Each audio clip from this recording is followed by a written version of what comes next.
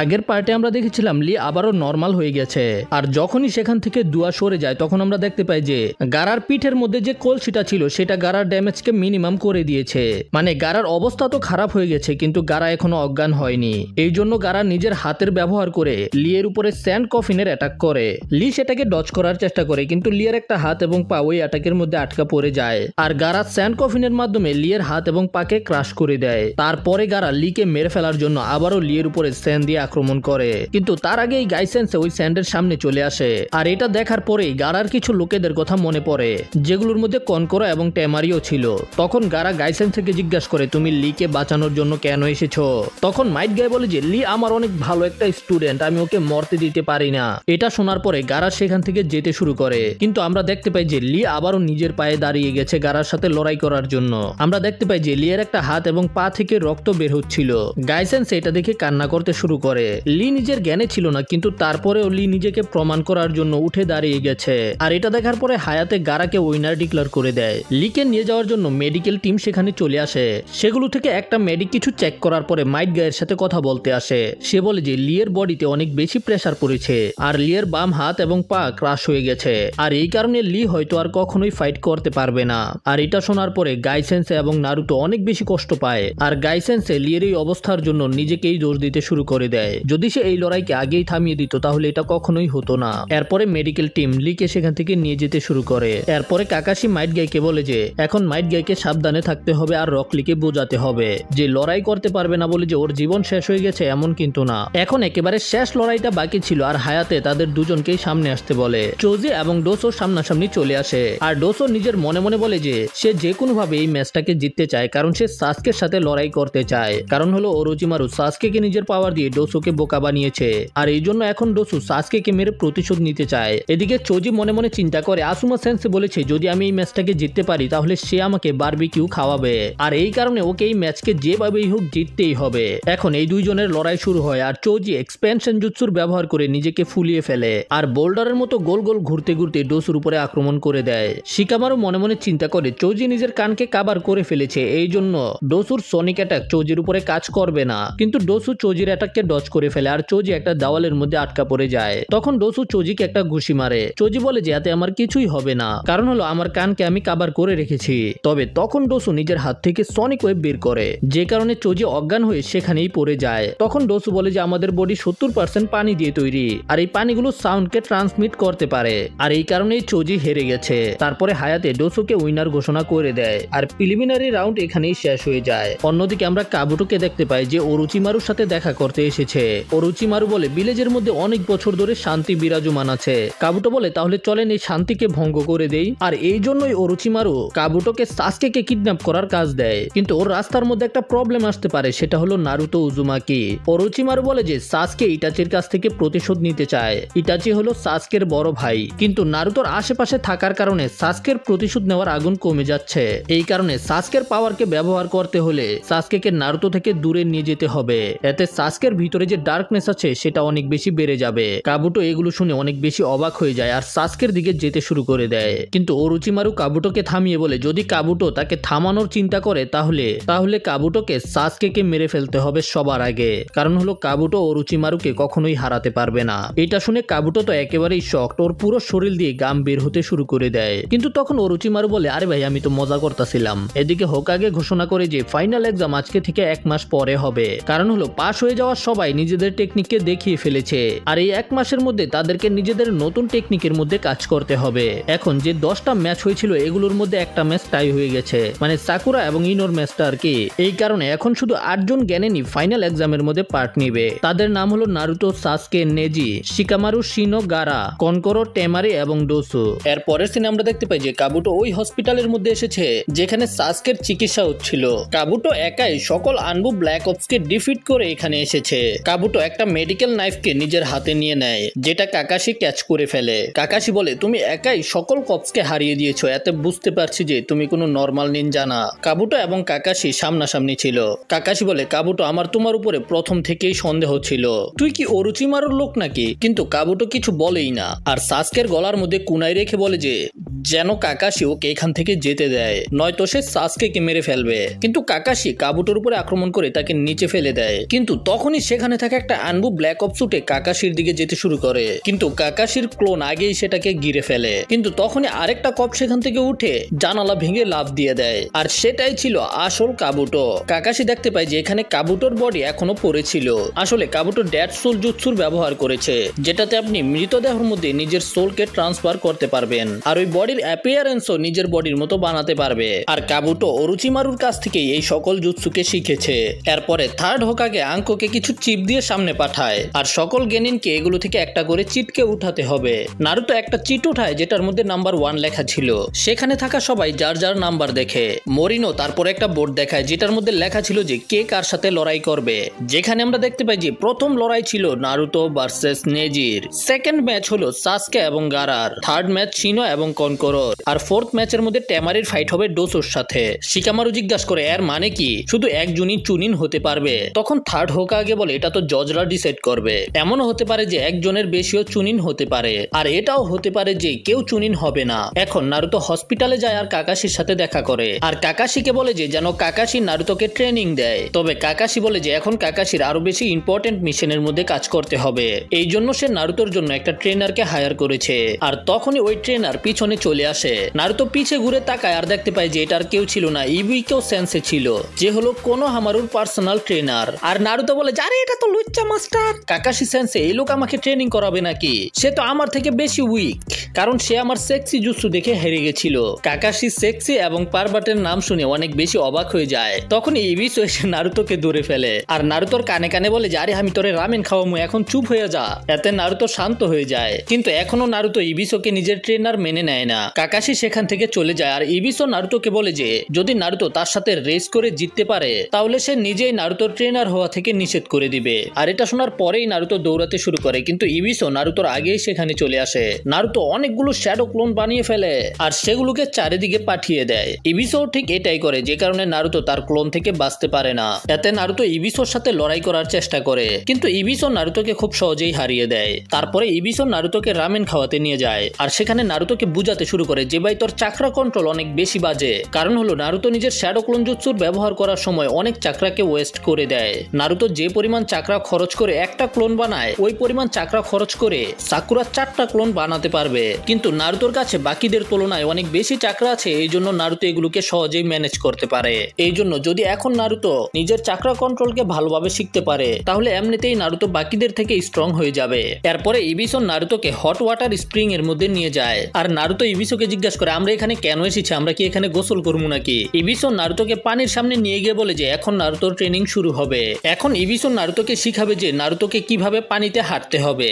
এটা শুনে নারুতো বলে যে নিজে তো পারে না, আরেকজনরে শিখাইবো। তখন ইবিসো নারুতোকে পানির মধ্যে হেঁটে দেখায়, আর বলে যে এই কাজটা করার জন্য তোমার চাকরা কন্ট্রোলকে অনেক বেশি ভালো হতে হবে। তুমি পায়ের মধ্যে চাকরাকে ফোকাস করে গাছের মধ্যে এবং দেওয়ালের মধ্যে হাঁটতে পারো, কিন্তু পানির মধ্যে চাকরাকে ফোকাস করে হাঁটা অনেক বেশি কঠিন। কারণ হলো পানি সবসময় স্টেবল থাকে না, এই কারণে তোমার পায়ের চাকরাকেও বারবার অ্যাডজাস্ট করতে হয়। আর ইবিসোকে পানির মধ্যে হাঁটতে দেখে নারুতোর অনেক বেশি ভালো লাগে, মানে নারুতো ইমপ্রেস হয়ে যায় আর কি। তখন নারুতো পানির মধ্যে হাঁটার চেষ্টা করে, কিন্তু পা রাখার সাথে সাথেই পানিতে ডুবে যায়। এরপরে নারুতো বারবার চেষ্টা করতে শুরু করে, আর অনেকবার চেষ্টা করার পরে নারুতো এই টেকনিককে শিখতে শুরু করে দেয়, যেটা দেখার পরে ইবিসো নিজেও অনেক বেশি অবাক ছিল যে নারুতো এত তাড়াতাড়ি শিখে যাচ্ছে। ঠিক তখনই নারুতো কিছু দেখার পরে অনেক বেশি অবাক হয়ে যায় আর পানিতে ডুবে যায়। ইবিসো দেখতে পায় যে নারুতো একটা লোককে দেখেছে যে লুকিয়ে লুকিয়ে মেয়েদের ওয়াশরুমের মধ্যে দেখার চেষ্টা করছিল। অনেকেই বুঝতে পেরে গেছে যে এটা কে হতে পারে।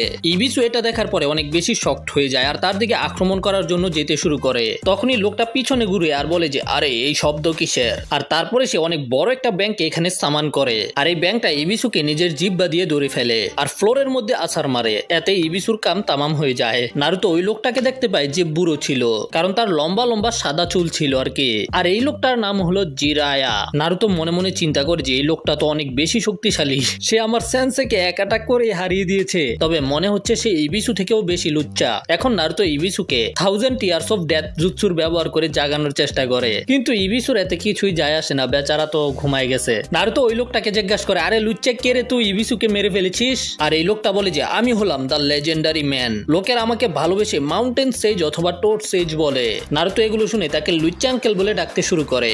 আর বলে যে লুচ্চা তুই আমার মাস্টারকে অজ্ঞান করে দিয়েছিস, এখন আমি ট্রেনিং কার সাথে করবো। জিরায়া বলে যে সে নোবেলস লেখে যেগুলোর নাম হলো মেক আউট প্যারাডাইস, আর এই বইগুলো ওই বই ছিল যেগুলো কাকাশি সবসময় পড়তে থাকে। নারুতো বলে যে তাহলে এগুলো আপনি লিখেছেন লুচ্চা মাস্টার। আর এটা শুনে জিরায়া খুশি হয়ে যায়, হ্যাঁ তুমি কি এই বই সম্পর্কে জানো নাকি। তার মানে হলো এই বইগুলো অনেক ফেমাস হয়ে গেছে। কিন্তু নারুতো বলে যে লুচ্চা কোথাকার তুই মেয়েদের উপরে নজর রাখতেছস। নারুতোর কথা শোনার পরে ভিতরে থাকা সকল মেয়েগুলো পালিয়ে যায়। জিরায়া নারুতোর উপরে রেগে বলে যে তুই লুচ্চা গারে কইতাছস, আমি তো শুধু আইডিয়া নেওয়ার জন্য ভিতরে দেখার চেষ্টা করছিলাম। তখন নারুতো বলে যে আমার ট্রেনিং এর কি হবে এখন। জিরায়া বলে যে ও তুমি ওই পানিতে হাঁটার ট্রেনিং এর কথা বলছো। নারুতো বলে যে হ্যাঁ আপনি পারেন নাকি, এখন আপনারই আমাকে শিখাতে হবে। কিন্তু জিরায়া সাথে সাথে একেবারে পরিষ্কার ভাবে নিষেধ করে দেয়। সে বলে যে আমি তাদের সাথে একেবারেই কথা বলি না যারা কারো সাথে ঠিকভাবে কথা বলতে পারে না। আর ছোট তুই তো আমারে লুচ্চা কইছিলি তাই না, এই জন্য আমি তোরে শিখাইতাম না। নারুতো তখন জিরায়াকে পট্টি পরানোর জন্য তার নোবেল সম্পর্কে ভালো ভালো কথা বলতে শুরু করে। তখন জিরায়া বলে যে 1 মিনিট ছোট, আমার নোবেলস গুলো তো 18+, তুই এগুলো সম্পর্কে জানোস কেমনে। তখন নারুতো কট খায়া যায়, এই জন্য বলে যে ও আমি শুনেছি এই নোবেলস গুলো খুব ভালো, এই জন্য লোকটা বলে যে আমাকে পট্টি পরাই না বন্ধ কর। তারপরে সে টর্নেডো বানিয়ে সেখান থেকে বাতাসের মধ্যে ভাসতে ভাসতে চলে যায়। আর নারুতো এই টেকনিককে দেখে আরো বেশি ইমপ্রেস হয়ে যায়। নারুতো মনে মনে চিন্তা করে যদিও এই লোকটা লুচ্চা কিন্তু সে অনেক বেশি কুল, এই জন্য নারুতো তাকে চারদিকে খুঁজতে শুরু করে। লুচ্চা সেজ কই গেলা। আর নারুতো একটা জায়গার মধ্যে তাকে দেখতে পায় যেখানে সে একটা মহিলার কাছ থেকে থাপ্পড় খাইতেছিল। ভাই এটি কি ভাই নিজের অপমান করাইতেছে, কারণ হলো সে মহিলার সাথে বেদবি করেছে। নারুতো নিজের মনে মনে চিন্তা করে এটা আবার কেমন লোক ভাই, কিন্তু আমার কাছে অন্য কোনো অপশনও নাই। নারুতো তাকে আবারও লুচ্চা সেজ বলে ডাক দেয় আর ওকে ট্রেনিং করানোর জন্য বলে। কিন্তু জিরায়া নারুতোকে উঠিয়ে একটা মটকার মধ্যে বন্দি করে দেয়। তারপরে হাসতে হাসতে সেখান থেকে যেতে শুরু করে। এরপরে সে একটা জায়গার মধ্যে এসে বসে পড়ে আর ইচ্ছা চাইতে শুরু করে যেন সে একটা জোয়ান মেয়ে পেয়ে যায়। তখনই তার দিকে কিছু শুরিকেন আসে, কিন্তু সে সেগুলোকে ডজ করে গাছের পিছনে লুকিয়ে পড়ে। নারুতো সেখানে এসে দেখতে পায় যে গাছের পিছনে তো একটা ডল ছিল, এই জন্য নারুতো তাকে খুঁজে বের করার জন্য চলে যায়। তবে তখনই আমরা দেখতে পাই যে এই ডলই জিরায়া মাস্টার ছিল, যে আসলে ট্রান্সফর্ম হয়েছিল। আর মনে মনে চিন্তা করে এই বাচ্চারা আমাকে খুঁজে বের করতে কয়েক বছর সময় লাগবে। কিন্তু তখনই পিছন দিয়ে সেখানে নারুতো চলে আসে। জিরায়া রাজি হয়ে যায় যে নারুতো আসলেই ট্যালেন্টেড, এই জন্য সে নারুতোকে ট্রেনিং দেওয়ার জন্য রাজি হয়ে যায়। এরপর এরা দুজনেই খাবার খাওয়ার জন্য একটা রেস্টুরেন্টের মধ্যে চলে আসে। আমরা দেখতে পাই যে ইবিসো এদের দুজনের উপরেই নজর রাখছিল। আর নারুতো পারবিসেজকে বলে যে ওই পারবিসেজ আপনাকে আমাকে ট্রেনিং করাতে হবে, আমার যে কোনো ভাবে ওই চুনিন এক্সামকে পাস করতেই হবে, কারণ আমি একদিন হোকাগে হতে চাই। কিন্তু জিরায়া তো নারুতোকে সিরিয়াসলি নেয় না, হয়ে যা তুই যেটা খুশি, আমার এতে কি আসে যায়, আমার তো শুধু একটা মেয়েকে দরকার। নারুতো তখন বলে ও এটা তো আপনি আমাকে আগে বলবেন আপনার একটা মেয়ের দরকার। আর নারুতো ট্রান্সফরমেশন জুৎসু ব্যবহার করে একটা মেয়ে হয়ে যায়। ইবিসু তো সেখান থেকে এগুলো দেখছিল, আর এগুলো দেখার পরে নাক থেকে রক্ত বের হয়ে একটা কুয়ার ভিতরে ঢুকে যায়। ভাই লুচ্চামিরও তো একটা সীমা আছে। আর এদিকে পারবিসেজ নারুতোকে দেখে নিজের চোখগুলোকে বড় বড় করে ফেলে আর সে নারুতোকে 10-এর মধ্যে 100 নাম্বার দেয়। আর সে নারুতোকে ট্রেনিং করানোর জন্য রাজি হয়ে যায়, তবে একটা শর্তে, যে নারুতো ট্রেনিং করার সময় সবসময় এই রূপে থাকবে। এটা শোনার পরে নারুতো আবার নিজের আসল রূপে চলে আসে আর জিরায়াকে বলে যে আপনি তো অনেক বেশি লুচ্চা। জিরায়া বলে যে না না আমি লুচ্চা না। নারুতো বলে হ্যাঁ বুঝতে পেরেছি আপনি লুচ্চা না, আপনি হলেন অনেক বড় লুচ্চা। এরপর এরা দুজনেই একটা নদীর কিনারায় বসেছিল আর নারুতো আবারও নিজের পায়ের মধ্যে চাকরাকে ফোকাস করে পানির মধ্যে হাঁটার চেষ্টা করে। নারুতো পানির মধ্যে হাঁটার চেষ্টা করে কিন্তু 2 পা সামনে যেতেই পানিতে পড়ে যায়। আর জিরায়া নারুতোকে বলে যে নারুতোকে প্রথমে নিজের চাকরাকে বিল্ড আপ করতে হবে। নারুতো তখন চাকরাকে বিল্ড আপ করতে শুরু করে আর জিরায়ার নজর তখন নারুতোর পেটের মধ্যে থাকা সিল মার্কের মধ্যে যায়। ও তাহলে এটাই ওই সিল যেটার মাধ্যমে নাইন টেলকে বন্দি করে রাখা হয়েছে। এই সিলকে এমন ভাবে বানানো হয়েছে যেন নাইন টেলসের চাকরা নারুতোর চাকরার সাথে মিলে যায়। আর এই সিলটা 4th হোকাগে এই বাচ্চাটাকে কন্ট্রোল করার জন্য বানিয়েছিল। কিন্তু তখনই ওই সিলিং জুৎসুর উপরে আরেকটা সিলিং জুৎসু চলে আসে। জিরায়া এটা দেখার পরেই বুঝতে পেরে যায় এই সিলিংটাই নারুতোর চাকরাকে আনস্টেবল করে দিচ্ছে। এই কারণেই নারুতো ঠিকভাবে চাকরাকে বিল্ড আপ করতে পারছিল না। আর এটা কার কাজ হতে পারে সেটাও সে বুঝতে পেরে যায় যে এটা ওরোচিমারু করেছে। এরপরে জিরায়া ওই সিলিং জুৎসুকে আনসিল করার জন্য একটা জুৎসু করে আর তারপরে সেটা দিয়ে নারুতোর সিলিং এর মধ্যে অনেক জোরে আঘাত করে। এতে নারুতো অনেক দূরে গিয়ে পড়ে আর আমরা দেখতে পাই যে ওরোচিমারুর সিল আনসিল হয়ে গেছে এবং নারুতোর পেট থেকে সেটা গায়েব হয়ে যায়। এরপরে জিরায়া নারুতোকে আবারও পানির মধ্যে হাঁটতে যেতে বলে। নারুতো আবারও পানির মধ্যে নামে আর প্রথমবারেই পানির মধ্যে অনেক ভালোভাবে হাঁটতে পারছিল। আর নারুতোকে খুশি দেখে জিরায়া নিজেও খুশি হয়ে যায়। আসলে নারুতো এবং জিরায়ার মধ্যে অনেক বড় কানেকশন আছে যেটা আমরা আস্তে আস্তে জানতে পারবো। যাই হোক, তারপরে জিরায়া নারুতোকে বলে যে বাচ্চা এখন সময় চলে এসেছে, তোমাকে নাইন টেলের চাকরাকে কন্ট্রোল করা শিখতে হবে। এখন আমি তোমাকে একটা কিলার টেকনিক শিখাবো। যেটা শুনে নারুতো খুশি হয়ে যায়। জিরায়া নারুতোকে জিজ্ঞাসা করে তুমি কি কখনো ফিল করেছো তোমার মধ্যে 2 ধরনের চাকরা আছে? নারুতো অনেক চিন্তা করার পরে বলে যে হ্যাঁ আমার একবার এমন লেগেছিল যে আমার ভিতরে অনেক বেশি শক্তি চলে এসেছে, কিন্তু ওই চাকরাটা রেড কালার ছিল, কিন্তু আমার চাকরা সবসময় ব্লু কালারের হয়ে থাকে। এখন পরের সিনে আমরা দেখতে পাই রাত হয়ে যায় আর নারুতো ঘুমিয়েছিল, আর জিরায়া ছাদের উপরে বসে নারুতোর দিকেই তাকিয়েছিল। তখনই ইবিসু সেখানে চলে আসে, আর জিরায়া ইবিসুকে বলে যে ইবিসু আমাকে ক্ষমা করে দিবে, আমি তোমার স্টুডেন্টকে চুরি করে ফেলেছি, কিন্তু আমার এইরকম কোনো লক্ষ্য ছিল না। ইবিসু বলে যে না না, এটা কোনো আসল বিষয় না, আমি তো আপনাকে দেখেই অবাক হয়ে গিয়েছিলাম, কারণ হলো থার্ড হোকাগে আপনাকে অনেক দিন ধরে খুঁজে বেড়াচ্ছে, কিন্তু আপনি তো এখানে ঘুরে বেড়াচ্ছেন। জিরায়া তখন জিজ্ঞাসা করে যে থার্ড হোকাগে কি জানতে পেরে গেছে যে আমি এখানে আছি, কিন্তু ইবিসু নিষেধ করে যে আমি এখন পর্যন্ত এই খবরকে কাউকে বলিনি। ইবিসু জিজ্ঞাসা করে মাস্টার জিরায়া আপনি অরুচিমারুকে খুঁজে বেড়াচ্ছেন তাই না? জিরায়া নিষেধ করে দেয় আরে না না, আমি কারো পিছনে না, আমি শুধু নিজের নোবেলকে কমপ্লিট করার জন্য এখানে এসেছি। ইবিসু অবাক হয়ে জিজ্ঞাসা করে আপনি তো জানেন সে কত ভয়ানক, অরুচিমারু 3 জন লেজেন্ডারি সানিনের মধ্যে একজন, আর একজন লেজেন্ডারি সানিনকে আরেকজন লেজেন্ডারি সানিনই থামাতে পারবে। তো আমরা এখানে জিরায়া সম্পর্কে কিছু ইনফরমেশন জানতে পেরেছি যে জিরায়া 3 জন লেজেন্ডারি সানিনের মধ্যে একজন, আর এটাও যে সে অনেক শক্তিশালী, আর এই কারণে সে লিভ ভিলেজ এবং নাইনটেল সম্পর্কে এত কিছু জানে। যদিও মাস্টার জিরায়া নিষেধ করে দিয়েছে, কিন্তু ইবিসুর বিশ্বাস যে মাস্টার জিরায়া এখানে অরুচিমারুর জন্যই এসেছে। এদিকে আমরা গারাকে দেখতে পাই যে একা বসেছিল। তখনই ডোসু সেখানে চলে আসে আর গারাকে জিজ্ঞাসা করে আরে তুই কি রাতে ঘুমাস না নাকি? গারা জিজ্ঞাসা করে তুই এখানে কেন এসেছিস? ডোসু বলে যে আরে আমি তো তোকে খুন করার চিন্তা করতেছিলাম, যদি আমি এখনই তোকে এখানেই খুন করে ফেলি তাহলে আমি ফাইনাল এক্সামের মধ্যে সাসকের সাথে লড়াই করতে পারবো। গারা বলে যে তুই অনেক বড় ভুল করে দিয়েছস এখানে আইসা। তারপরেই গারা অনেক ভয়ানক রূপ নিয়ে ফেলে, যেটা শুধু আমরা শ্যাডোকে দেখতে পাই। ডোসু এটাকে দেখার পরে অনেক বেশি ভয় পেয়ে যায়, আর গারা ডোসুকে সেখানেই পিষে মেরে ফেলে। এই ভয়ানক দৃশ্যকে কাবুটো এবং স্যান ভিলেজের নিনজারা দেখছিল। কাবুটো বলে যে ও তাহলে এটা হলো গারা, অনেক বেশি ইমপ্রেসিভ। কিন্তু আরেকটা কথা কাকাশি জানতে পেরে গেছে যে আমি আসলে কে। কাবুটো বলে যে হ্যাঁ তারা জানতে পেরে গেছে যে আমি অরুচিমারুর একজন। সে বলে যে যদি তারা জানতে পেরে যায় তুমি আসলে কে, তাহলে তারা তো আমাদের সম্পর্কেও জানতে পেরে যাবে যে আমরা এখানে কি করতে এসেছি, আর আমাদের লিভ ভিলেজকে ধ্বংস করার প্ল্যান নষ্ট হয়ে যাবে। কাবুটো বলে আরে চিন্তা করো না, যদি তারা জানতেও পেরে যায় তাহলেও তারা আমাদেরকে কিছুই করতে পারবে না। হিডেন লিভ ভিলেজকে ধ্বংস করার প্ল্যান সম্পূর্ণ করেই ছাড়বো। আর এদের দুজনের কথাবার্তা হায়াতে শুনে ফেলে, আর এই ইনফরমেশনকে লর্ড হোকাগে পর্যন্ত পৌঁছানো অনেক বেশি গুরুত্বপূর্ণ। কিন্তু তখন তারাও বুঝতে পেরে যায় যে হায়াতে তাদের কথাকে শুনে ফেলেছে। হায়াতে তাড়াতাড়ি সেখান থেকে পালানোর চেষ্টা করে, কিন্তু স্যান ভিলেজের এই নিনজা তাকে ফলো করতে শুরু করে দেয়। আর একটা জায়গায় আসার পরে তারা দুজনেই সামনাসামনি হয়ে যায়, আর এদের দুজনের মধ্যেই অনেক ভয়ানক লড়াই শুরু হয়, যেখানে স্যান ভিলেজের এই নিনজা হায়াতেকে মেরে ফেলে। পরের দিন জিরায়া নারুতোকে একটা নদীর পাশে নিয়ে আসে, নারুতোকে ট্রেনিং করাবে আর তার সাথে সাথে লুকিয়ে লুকিয়ে মেয়েদেরকে দেখবে। জিরায়া নারুতোকে বলে যে দেখো সবকিছু শুরু করার আগে আমি তোমাকে একটা জিনিস বলতে চাই, তোমার ভিতরে 2 ধরনের চাকরা আছে নারুতো। একটা নর্মাল মানুষের মধ্যে 2 ধরনের চাকরা না, 1 ধরনের চাকরা থাকে, কিন্তু তোমার ভিতরে লাল রঙের একটা চাকরা আছে।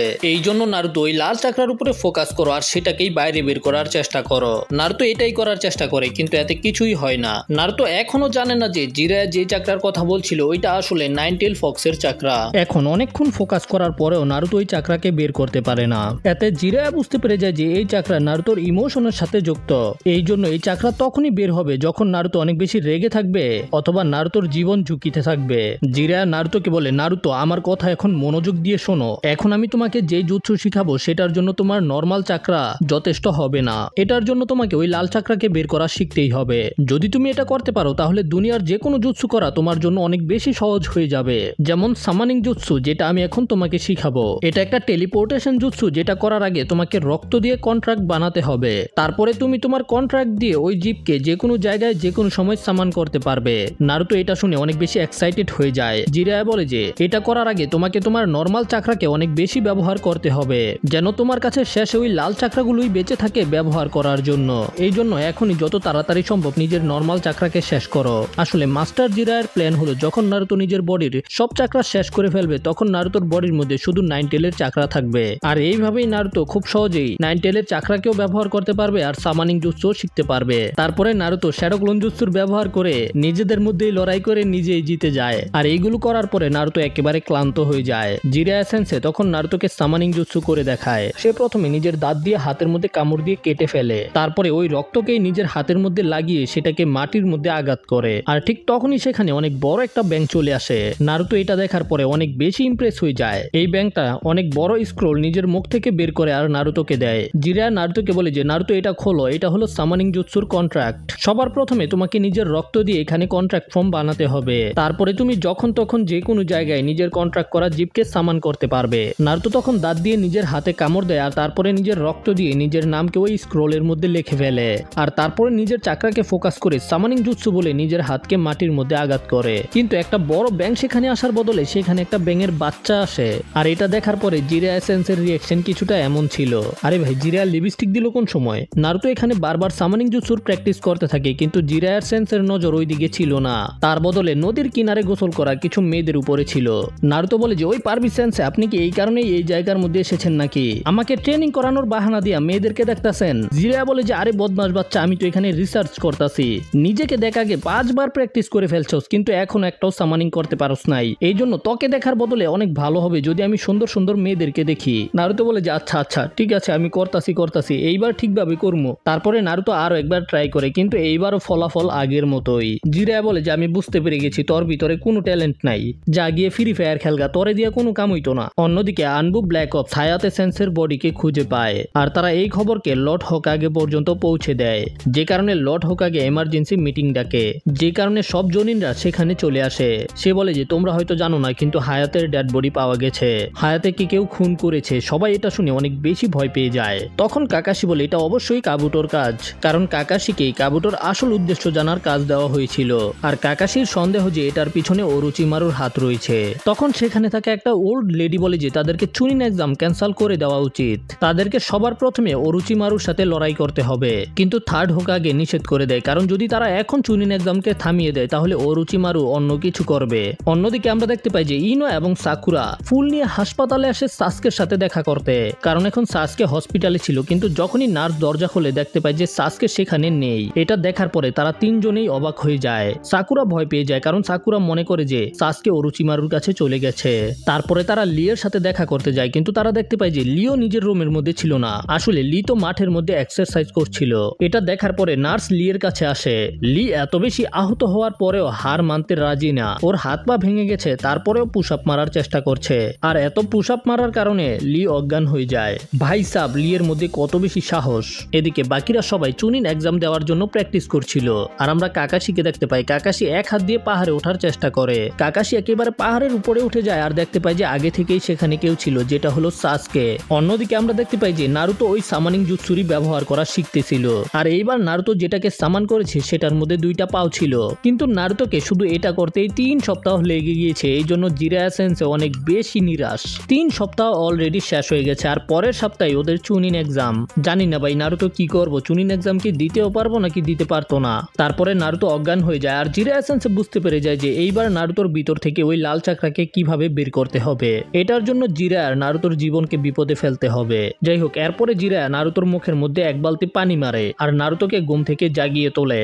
সে বলে যে নারুতো তুমি 3 সপ্তাহ ধরে প্র্যাকটিস করছো কিন্তু এতে তো কোনো উপকার হচ্ছে না। নারুতো বলে যে আমি তো নিজের পুরো চেষ্টা করছি, আমাকে আরেকটু সময় দেন। তারপরে তারা দুজনে একটা ব্রেক নেয় আর একটা রামেন শপের মধ্যে চলে আসে, যেখানে নারুতো গলা পর্যন্ত ভরে রামেন খায়। নারুতো যত পারো খাইয়া নাও, এটা তোমার শেষ খাওন হইতে পারে। নারুতো বলে যে কি এটার মানে কি আবার? জিরায়া বলে আরে না না আস্তে আস্তে খাও। আর যখন টাকা দেওয়ার পালা আসে তখন আমরা জানতে পারি যে জিরায়া সেন্সে আগে এখান থেকে চম্পট মারছে আর এখন বেচারা নারুতোকে পুরো খাবারের বিল দিতে হবে। এতে নারুতোর পার্স একেবারে খালি হয়ে যায়। তখনই জিরায়া পিছন দিয়ে নারুতোর কাছে আসে আর নারুতো বলে যে পারবি সেন্সে আমি মনে করেছিলাম আপনি বিল দিবেন। জিরায়া বলে আমি আবার কোন সময় বললাম যে আমি বিল দেবো? এটা শোনার পরে তো নারুতো লিটারালি কান্না করতে শুরু করে দেয় আর জিরায়া নারুতোকে জিজ্ঞাসা করে ওই নারুতো তুই কি কোনো মায়েরে পছন্দ করস? তখন নারুতো বলে যে হ্যাঁ সাকুরা। জিরায়া বলে যে তাহলে চল ওর কাছে, তুমি এখন ওকে জড়িয়ে ধরবে। যেটা শুনে নারুতো লজ্জা পেয়ে বলে যে আসলেই এটা কি আমার ট্রেনিং এর পার্ট নাকি? হ্যাঁ হ্যাঁ তুমি এটা বলতে পারো, তাহলে চলো তাড়াতাড়ি। নারুতো সাকুরার কাছে যায় আর সাকুরার সাথে কথা বলার চেষ্টা করে আর জিরায়া পিছন থেকে এইগুলো দেখছিল, যেখানে নারুতো সাহস করে সাকুরাকে বলে দেয় ওকে জড়িয়ে ধরবে, কিন্তু সাকুরা তো নারুতোর কথাকে বুঝতেই পারে না। তারপরে সাকুরা সেখান থেকে যেতে শুরু করে দেয় কিন্তু নারুতো সাকুরাকে থামিয়ে দেয়। নারুতো সাকুরাকে ধরে টান দেয়, এতে সাকুরা নারুতোর উপরে পড়তে শুরু করে আর নারুতো নিজের হাত পা ফেলে দেয় সাকুরাকে জড়িয়ে ধরার জন্য।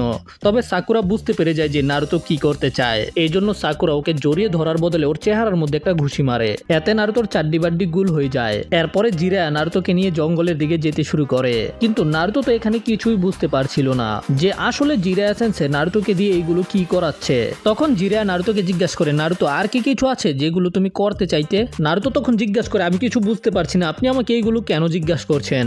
আর নারুতোর এই কথা শেষ হওয়ার আগে জিরায়া সেন্সেই নারুতোর পেটের মধ্যে অনেক জোরে একটা ঘুষি মারে। আর এই ঘুষি খাওয়ার পরেই নারুতো অজ্ঞান হয়ে যায়। আর নারুতোর অজ্ঞান হওয়ার পরে জিরায়া চিন্তা করে যেটা তোমার জন্য অনেক বেশি বিপজ্জনক হতে পারে নারুতো, কিন্তু আমার কাছে এখন আর অন্য কোনো রাস্তা নেই। নাইনটেল ফক্সের চাকরা তখনই বের হয়ে আসবে যখন তোমার উপরে বড় বিপদ আসবে, এই জন্য ফোর্থ হোকাগে আমাকে ক্ষমা করে দিবে। তারপরে জিরায়া নারুতোকে নিয়ে একটা ভয়ানক জায়গার মধ্যে চলে আসে যেখানে অনেক বড় একটা গর্ত ছিল। সে নারুতোকে জাগিয়ে দেয় আর নারুতো যখন জেগে ওঠে আর নারুতোকে গর্তে ফেলে দেওয়ার জন্য নারুতোকে নিজের আঙুল দিয়ে ধাক্কা দেয়। আর এতে নারুতো জোবজার পার করে ওই গভীর গর্তর মধ্যে পড়তে শুরু করে। নারুতো উপর থেকে পড়ছিল তখন নারুতো নিজের প্রাণ বাঁচানোর জন্য নিজের চাকরাকে ফোকাস করে গর্তের আশেপাশের পাথরগুলোকে ধরার চেষ্টা করে, কিন্তু এটা একেবারে ইম্পসিবল ছিল কারণ এই পাথরগুলো পিছলা। নারুতো ওই পাথরগুলোকে কোনোভাবেই ধরতে পারবে না, এই জন্য অনেক গতিতে নিচে পড়তে শুরু করে। আর যদি নিচে পড়ে যায় তাহলে ওর কেল্লা ফতে হয়ে যাবে। কিন্তু তখনই সবকিছু একেবারে চেঞ্জ হয়ে যায় আর নারুতো এমন একটা জায়গায় ছিল যেখানে নারুতো কখনোই যায়নি। এই জায়গাটা নারুতোর চিন্তা ভাবনা থেকে একেবারেই অন্যরকম ছিল। নারুতো দেখতে পায় যে ওর সামনে অনেক বড় একটা লোহার দরজা ছিল যেটা সিল করা ছিল, কিন্তু সেটার ভিতর থেকে অনেক ভয়ানক একটা শব্দ আসছে। নারুতো ওই দরজার কাছে যেতেই দেখতে পায় যে অনেক বড় বড় লাল চোখগুলো নারুতোর দিকেই তাকিয়ে ছিল। নারুতো বুঝতে পেরে যায় যে এই বড় দেখতে জীবটা আর কেউ না, এটা হলো নাইনটেল ফক্স।